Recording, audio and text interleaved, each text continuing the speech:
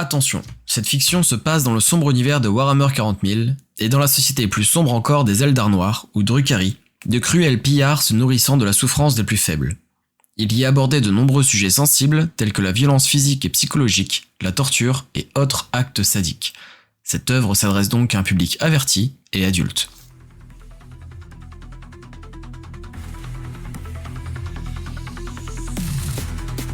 Les chroniques de l'alarme de Ronce. Épisode 1. Une délicieuse découverte.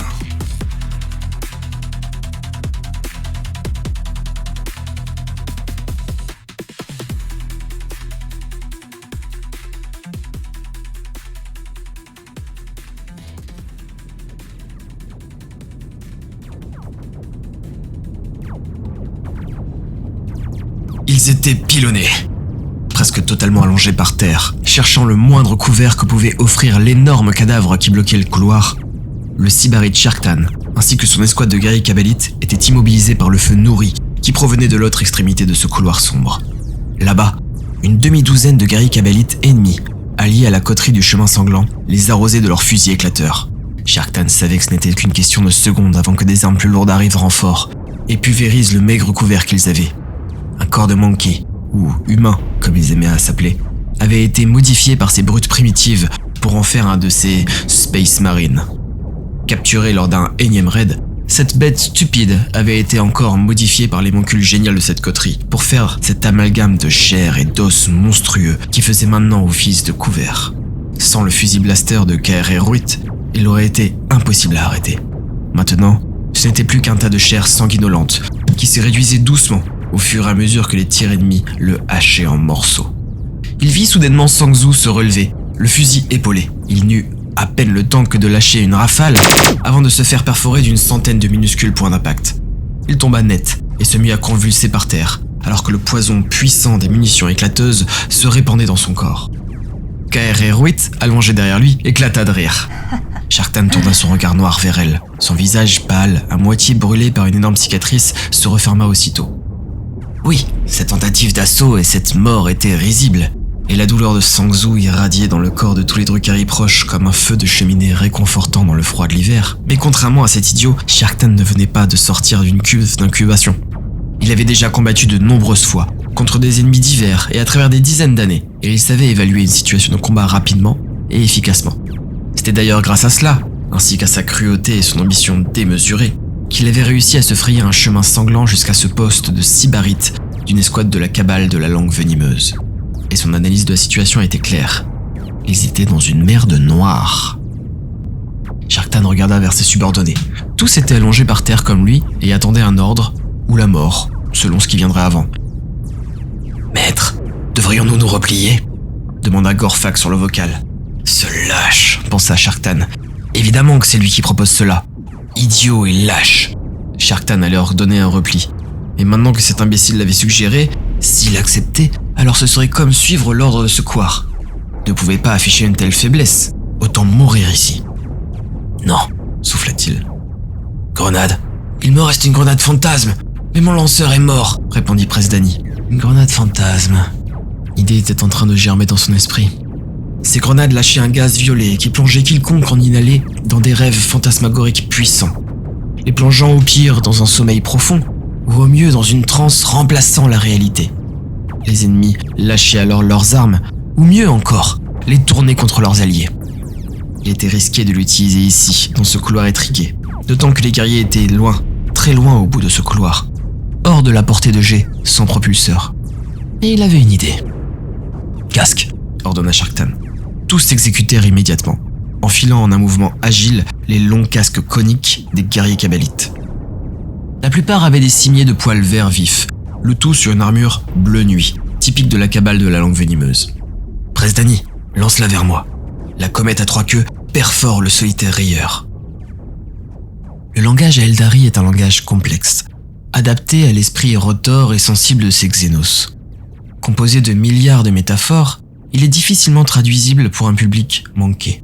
La comète à 3 queues était une épopée mythique que tout Drukhari, un tant soit peu éduqué, se devait de connaître, bien que le texte soit composé de plusieurs milliers de vers. Dans l'un des moments les plus épiques, le personnage se sert de son épée pour frapper du plat le torse de son adversaire, le solitaire rieur. Et l'impact est si violent et si bien concentré que le cœur de celui-ci est propulsé à travers ses côtes, telle une balle dans un jeu de baseball. Presdani avait évidemment compris cette référence, et Sharktan vit bientôt la grenade découpillée arriver en cloche vers lui. Il se saisit de son épée dessicante à deux mains et frappa du plat l'objet cylindrique. Dans un poc satisfaisant, la grenade heurta la lame, au champ de force désactivé, et partit comme une balle vers les lignes ennemies, propageant déjà son gaz violacé. « Assaut !» dit en souriant Sharktan, dégainant son pistolet blaster. Toute son escouade bondit à sa suite, alors que les tirs ennemis se calmaient, car les guerriers kabbalites au bout du couloir se mettaient à couvert des tirs de l'escouade de Sharktan, prenaient une seconde pour enfiler leur casque, seul rempart contre le gaz de la grenade fantasme. Pour certains, c'était déjà trop tard, et ils tombaient au sol la bave aux lèvres, les yeux révulsés, un large sourire fendant leur visage.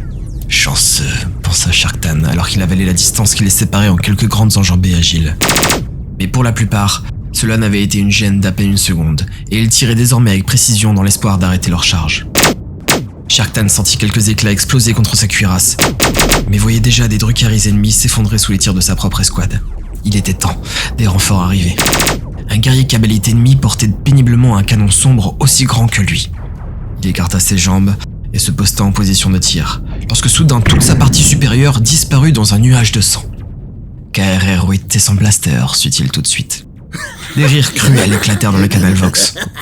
Sharktan s'autorisa à sourire, et cela devint bientôt un rire alors que son épée s'enfonçait à travers le torse d'un Drukari écorché, casqué et tenant des outils de chirurgien.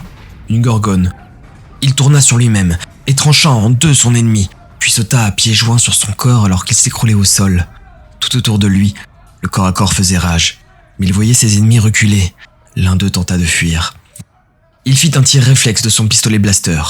Un trou de la taille d'une tête remplaça soudainement l'endroit où se trouvait l'omoplate de son adversaire.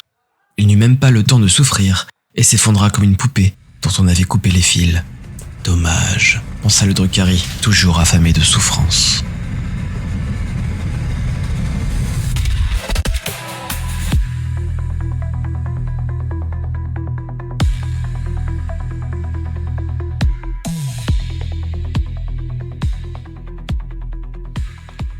Après quelques minutes de carnage frénétique, le calme retomba doucement.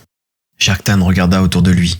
2 des membres de son escouade étaient au sol, sans compter Sangzu, toujours en train de convulser stupidement de l'autre côté du couloir. Les 7 membres de la cabale ennemie étaient dispersés un peu partout par terre autour d'eux. 3 étaient encore vivants et se faisaient ligoter comme captifs. Sharktan enleva son casque pour mieux profiter de leur souffrance. Il restait un peu de gaz de la grenade fantasme dans l'air.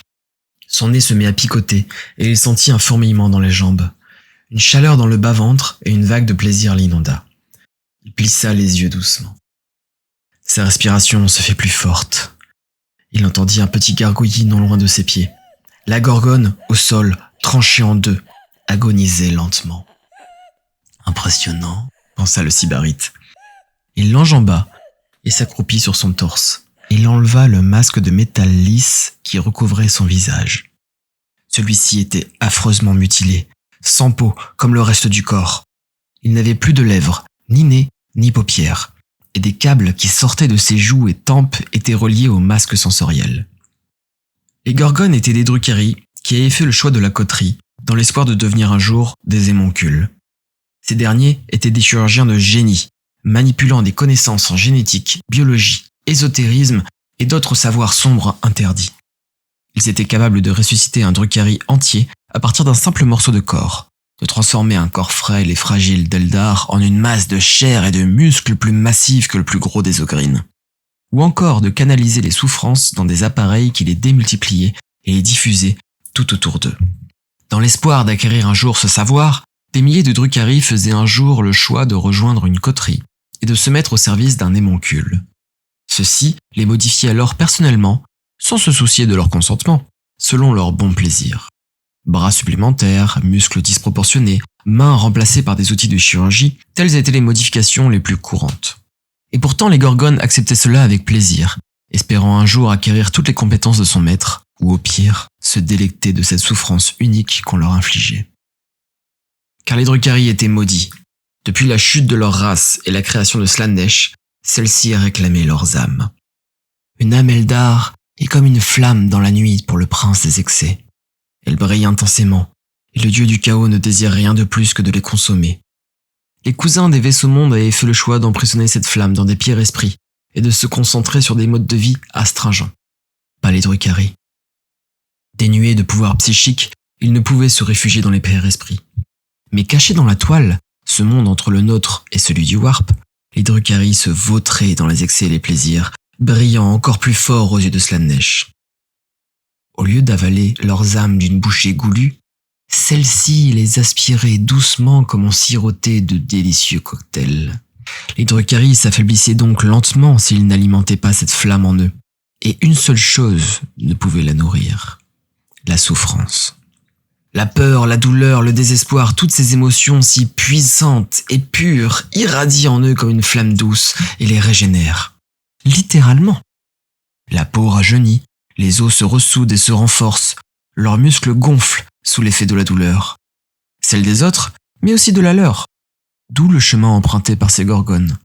Lassés d'une vie de pillage et de souffrance, ils avaient voulu suivre de nouveaux sentiers douloureux. Qu'importe où cela les mènera. Des bulles de sang gargouillèrent dans la bouche de la gorgone sous Sharktan.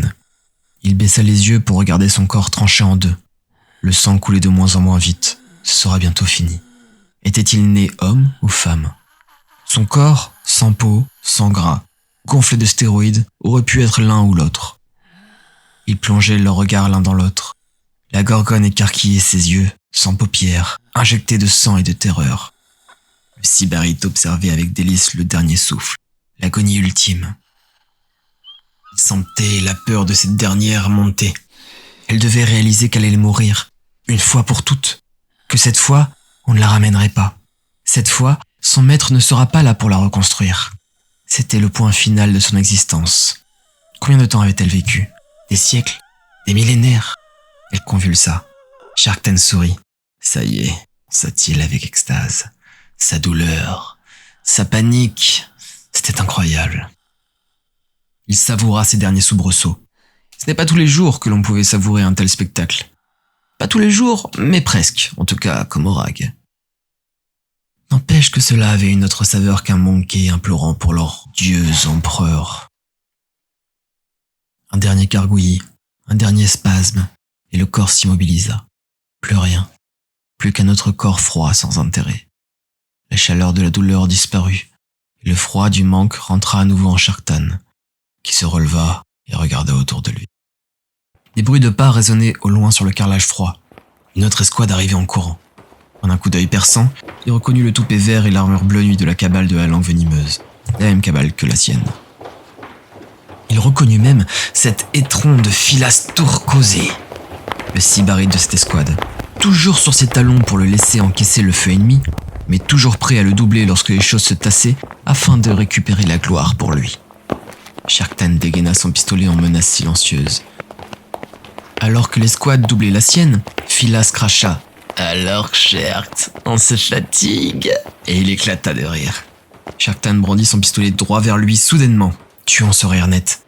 Il fit de la bouche un bruit de pistolet. Il entendit le reste de son escouade rire, tandis que celle de Philas les dépassait et attaquait le prochain couloir. Tant mieux, qu'ils y aillent, pensait-il. Il observa tout autour de lui. Il y avait quelque chose de bizarre dans ce lieu, quelque chose qui clochait. Il était très rare de s'attaquer à une coterie d'émoncules. Leur service, en termes de résurrection ou de modification, était si utile que se mettre à dos l'une de ces coteries était généralement une très mauvaise idée. Et Sharktan faisait partie de la cabale de la langue venimeuse, une des plus puissantes cabales de Commorragh, capable de rivaliser avec Azrubael Vect lui-même, menée par le génie et la maîtrise des poisons inégalés de Dame Malice. Pour des raisons qu'il ignorait, celle-ci avait décidé d'attaquer cette base de la coterie du chemin sanglant. Des milliers de Kabalites étaient en train de se battre dans ces amalgames de bâtiments complexes tout autour de lui. La force déployée était colossale. Les intentions de Dame Malice claires. Il ne doit rien rester. Pour autant, les lieux étaient atypiques. Ce ne semblait être qu'une succession de couloirs donnant sur de petites pièces, très souvent vides, ou juste décorées de mobilier vivant, de chaînes et de crochets. Où étaient donc les laboratoires, les réserves, les armureries, les coffres, les cages à esclaves? Bref, tout ce qu'on pouvait s'attendre à trouver dans la base d'une coterie. Au début, il avait pensé plus loin, plus profond. Mais après ce dernier couloir, particulièrement difficile, il commençait à avoir des doutes. Voilà pourquoi il laissait l'escouade de Philas passer devant. Presdani et Gorfak traînaient un guerrier kabbalite ennemi. Celui-ci tenait ses viscères entre ses mains sanglantes. Son ventre était grand ouvert et il était trop abîmé pour être transportable. On ne le ramènera pas comme otage. Ils s'immobilisèrent sous un crochet au bout d'une chaîne et commencèrent à le soulever. Le kabbalite se débattait mollement. Aussi furent-ils éclaboussés de sang, mais cela n'enleva pas leur sourire cruel, bien au contraire. Dans un geste agile, ils le portèrent assez haut pour que le crochet entre dans la plaie du ventre ouvert et se glisse sous les côtes. Le kabbalite hurla de douleur et lâcha ses organes qui se déversèrent sous lui dans un bruit humide, sous le regard joyeux du reste de l'escouade. La chaîne qui le soutenait eut alors un petit cliquettement, et Sherktan crut voir une vibration dans l'un des murs. Il s'approcha de celle-ci et passa sa main dessus. Il sentit une petite aspérité, une fine crevasse. Il appuya dessus, rien ne se produisit. Il continua d'appuyer en différents endroits, encore et encore, lorsque soudain, une dalle s'enfonça légèrement et le mur coulissa rapidement, en silence, dévoilant une salle sombre remplie d'un spectacle qui illumina le visage de Sherktan. « Eh bien voilà » souffla-t-il en souriant.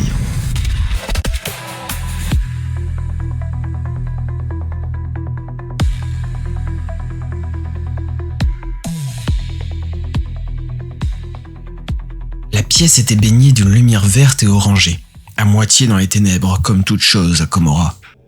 Elle tombait dans des puits verticaux, illuminant des prisonniers humains ligotés et nus.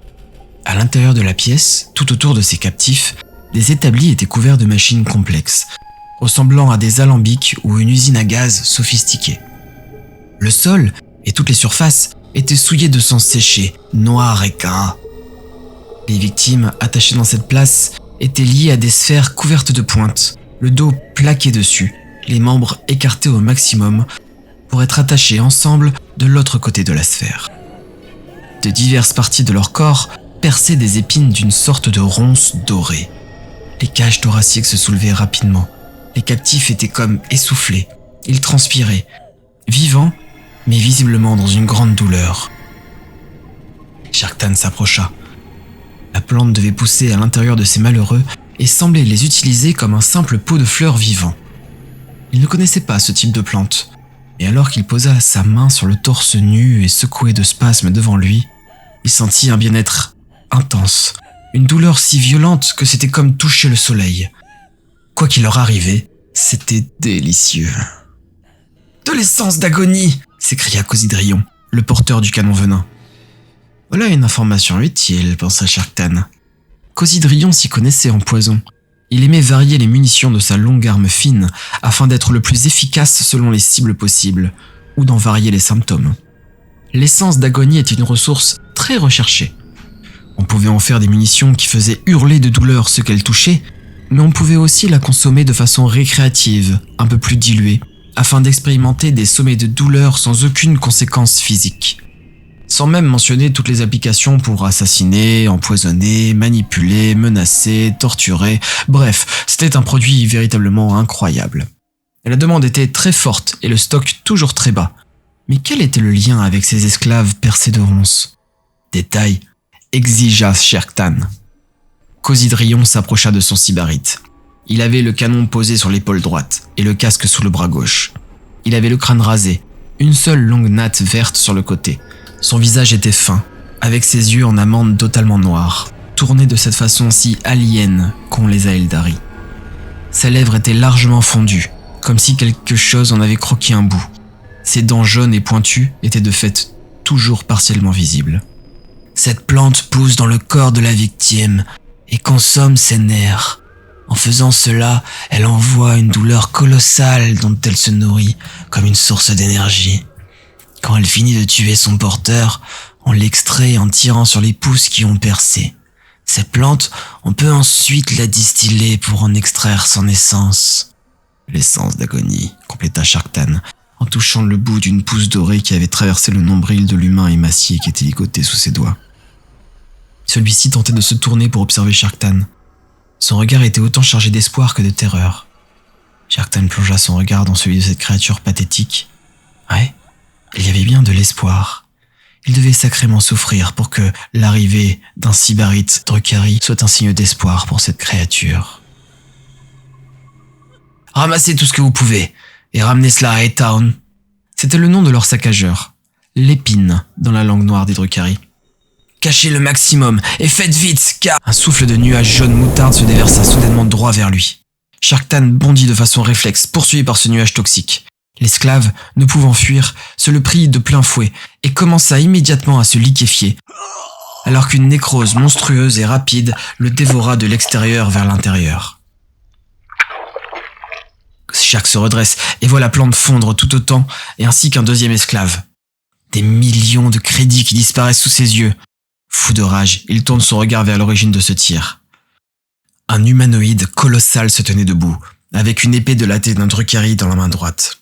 Il tenait son bras gauche tendu, la main et l'avant-bras avaient été remplacés par un canon commençant au niveau du coude. Des tuyaux reliaient ce canon et se plantaient directement dans son dos, qui était démesurément grand et gonflé, avec des fioles et machineries qui en jaillissaient. La colonne vertébrale avait enflé démesurément, au point de sortir de la cage thoracique et d'en faire une sorte de carapace. Il était torse nu, et ce torse large, parsemé de ports de connexion, appartenait jadis clairement à un Space Marine, bien qu'il soit démesurément gonflé. Son visage, ainsi que toute sa tête, se trouvaient dissimulés, voire remplacés, par un casque ovale aux fentes menaçantes. Sharktan épaula son pistolet et tira droit dans ce gigantesque bras tendu. Un millième de seconde plus tard, le canon greffé à la monstruosité explosa. Elle se tourna vers le sybarite de son visage impassible. « Maintenant !» hurla-t-il. Les autres Garicabalites baissèrent leurs armes et se jetèrent sur les surfaces et les esclaves qu'ils commencèrent à détacher. Dans un bond vif, le grotesque s'élança vers Sharktan. Celui-ci tira une seconde fois. Cette fois, ce fut la jambe qui fut soufflée par le pistolet blaster, restant attachée mais transformée soudainement en une vieille chaussette. Pourtant, cela ne ralentit nullement la bête, à la grande surprise de Sherk. Elle s'appuya sur l'énorme lame comme une canne et en deux enjambées, elle fut à portée du sybarite. Il bondit sur le côté, alors qu'une énorme lame fendait les airs à l'endroit où il se trouvait l'instant d'avant. Il dégaina son épée dans la roulade et fit mine de partir en courant vers la gauche.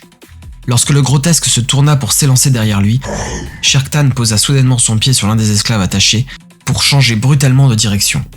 Ce soudain changement sembla la surprendre, du moins suffisamment pour que l'épée dessicante de Sharktan s'enfonce en sa cible.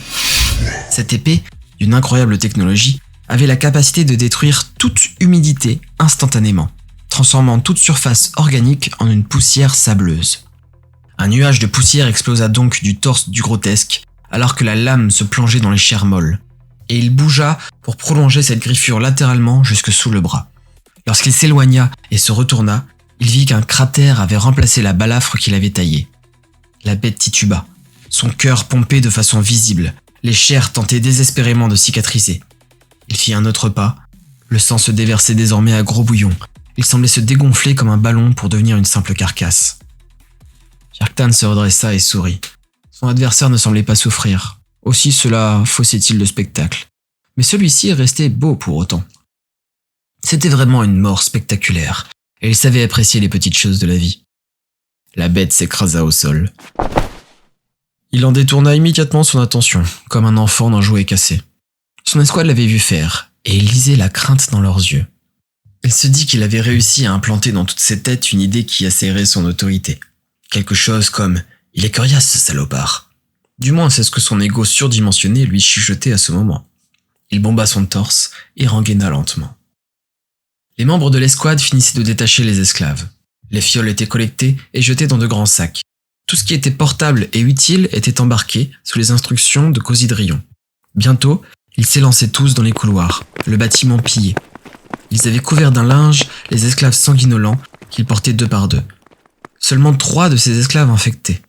Il aurait aimé en avoir bien plus, mais le grotesque en avait détruit beaucoup, et peu semblaient véritablement matures. Dame Malice allait bien le récompenser pour cela. Cela valait une fortune, de quoi se payer plusieurs vaisseaux de guerre, de quoi même commencer sa propre cabale. Car évidemment qu'il y pensait.